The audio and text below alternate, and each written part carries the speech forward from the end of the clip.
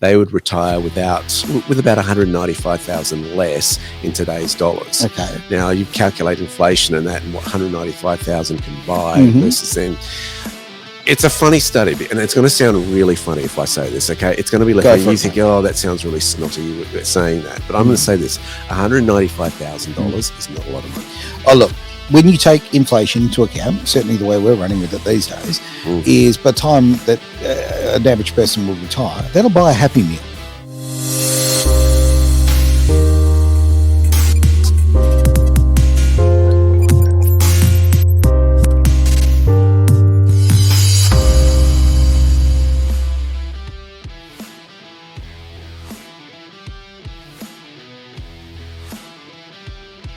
A very interesting sort of proposal has come across. Deloitte have done a bit of a modelling for the Super Members Council. Okay. And they looked at something called what would happen if people could pay for a house and do that house deposit through using their superannuation.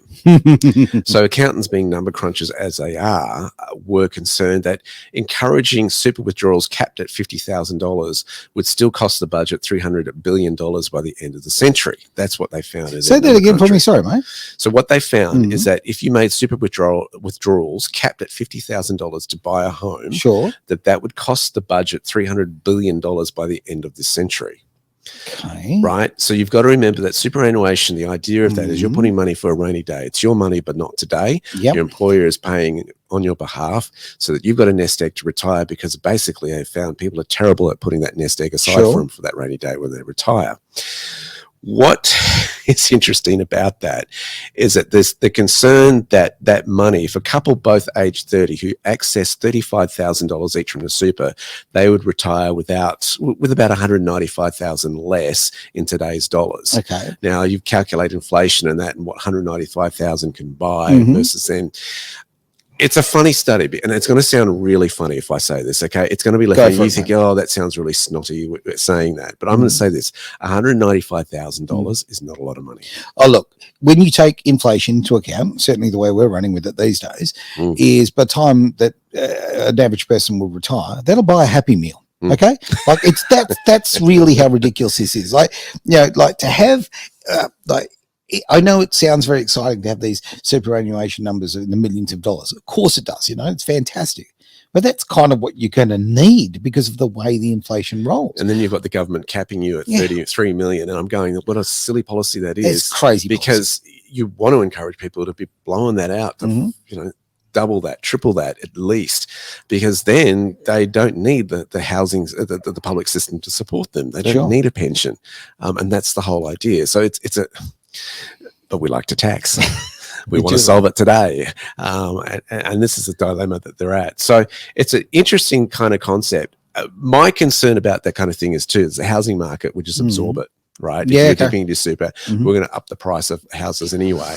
And it really doesn't make an impact in terms of as developers. I mean, to me, that out. And I haven't done all sums, and so, you know, I'm throwing this out there. But okay, we see young people particularly having, you know, there's just no way into the housing market, particularly in the eastern states, but certainly happening here in Western Australia, right? Pretty much about the only place you can get into the market now is what, Darwin or Tasmania, right? So if that's the case, then can't we surely cut younger people under a particular age to stimulate them getting their own homes? Surely they can access their super, because they've still got a long time to recover then, right? What's that? What do you think of that as a thought?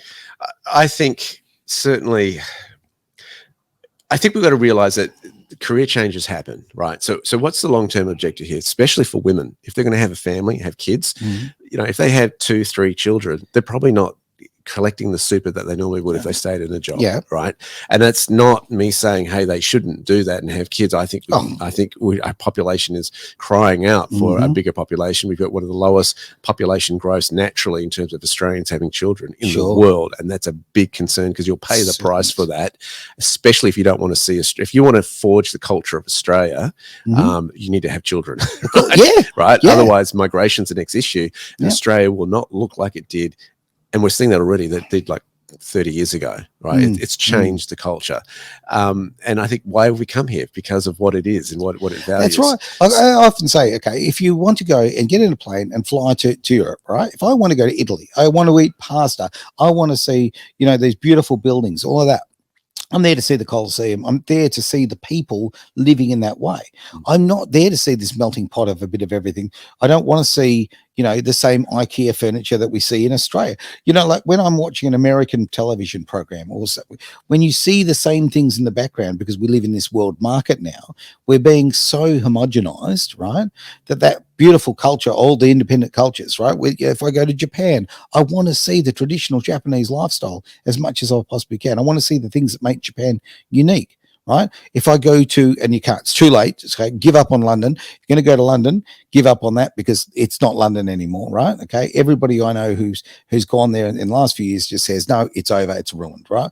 Breaks my heart to say that such a cultural icon is no more, right? We need to keep our individualism. Okay, we need to keep our sovereignty. We need to keep what's special about us. About a year ago, I said we were coming out of our adolescence and we were growing up culturally as a nation. And I think we've got to look at that. Back to your original question, though, and I think, will it make a difference? Well, if you're an employee, yes. For the rest of your life, definitely, it's going to have an effect. What we typically see of business owners is they don't contribute to the superannuation, especially small to medium enterprise, right? So will that make a difference? Absolutely. But they're thinking, how can I build wealth that's outside of that anyway, where I can retire on what is selling my business or making so much income from the business that I'm dependent on super. The biggest weakness with superannuation in this country has been this: they keep changing the goalposts. So true. And I think that's the uncertainty in a lot of people's minds about the superannuation. I don't see that as security in their minds. They're saying this: I don't see that as security. I don't really have control over that because it's just open to new legislation coming through. And when the government wants to tax something even more, well, they like to dip into that. I'm going to use a strange way of comparing that. I had some friends who, when all these incentives came out for putting solar in your house, which I'm for, I'm absolutely for, ways to sort of lower your costs and all kind of carry on. And if you can do it in an environmentally friendly way, even better, right? Sure. But here's where I'm going on this: all of these government incentives to put the systems on the roof and all of that kind of carry on. And then there was the buyback scheme. So it was like, oh wow, like you're going to ultimately make yourself neutral in this department, right, by doing this. Great, fantastic.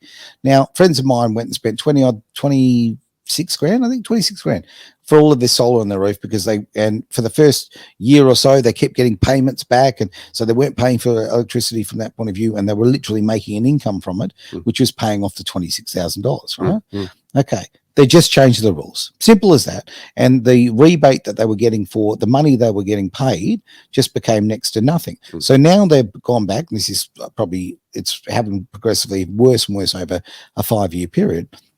They are now, or maybe longer than 5 years, but the point being is that they are now paying electricity bills which are barely saving from the solar, right? So that there is no money coming back, right?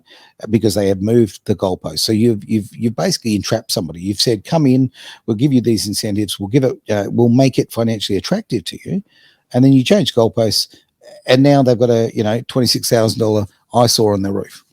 Yeah, and that's how I see what they do with super. That it's the same bloody thing. Yeah. And I think that's the mistrust there. So I think some people just go, look, I'll take my money and grab it now. And that's certainly what we saw with that superannuation grab when that fludemic came across where you could access, I think it was up to $10,000 before, if you were in a financial situation where you're finding it tough. That's the big unknown with super. So I think a lot of people would love to get their hands on, go, you know what, I'm putting that towards the house because I actually know I can control at least some of that and put that towards putting a roof over my head and reduce my costs moving forward when dealing with a bank. Thoroughly agree. All right, mate, any sort of closing thoughts for today's show, or we've got it?